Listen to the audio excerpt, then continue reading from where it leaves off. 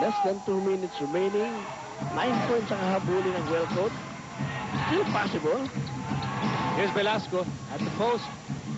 Velasco. Lost the ball. Here's Lopez. Lopez fires. And Raimundo clears the rebound. Ay, parang napapagod na itong si Nick Velasco eh. Kamaya natin kanina, kakapiranggot ang pahinga nito eh. Nawalan pa nakatulong.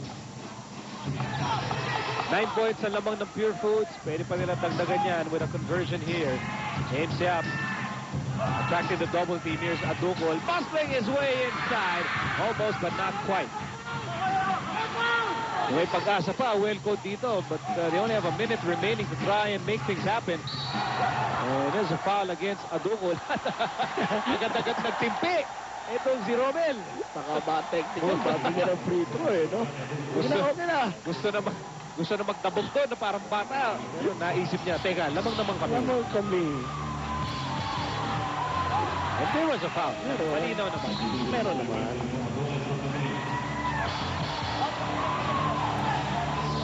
Joey Mente pumasok para kay Adonis Santa Maria.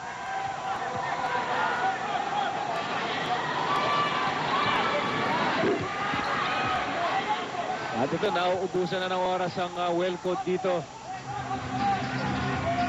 Pure Foods could be less than a minute away from snapping their 2-game losing skid. Ang Wellcoat naman namimiligro. They could be facing a 5th straight setback. After this ball game, Nick Velasco, he has done his mighty best para lang tulungan itong Wellcoat. But it might not be enough here with 45 seconds remaining in the 4th quarter. So bola ng Pure Foods on top by 9 big points. Ubusan na ng oras dito for the Giants. And here's Roger Yap. Sidestep outside. Simon. Knockout blow. Yun ang dagger in the heart. Ika nga. DM3 for Pistol Pete.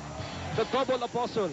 Peter, June, Simon, and Coach Ryan Gregorio's squad is now on top by 12 big points with only 33 seconds remaining in the ball game. Mathematically impossible.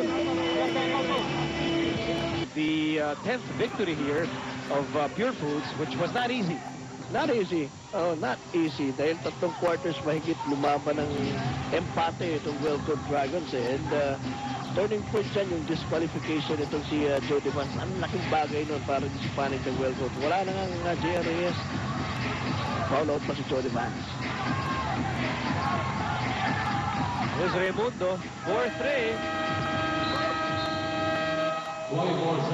Now, you know, also watching this with heightened interest are the Coca-Cola Tigers. Dahil ibig sabihin yan, kaangat sila. Kaangat ang Coca-Cola. Dahil ito na, last place na ang Wellcoat with 3 wins and 9 losses. Coca-Cola will be at 3-8. Pure Foods will stay on top of the team standings with 10 wins and 3 losses. At ang ating final score, 92-80 in favor of the Pure Foods TJ Giants.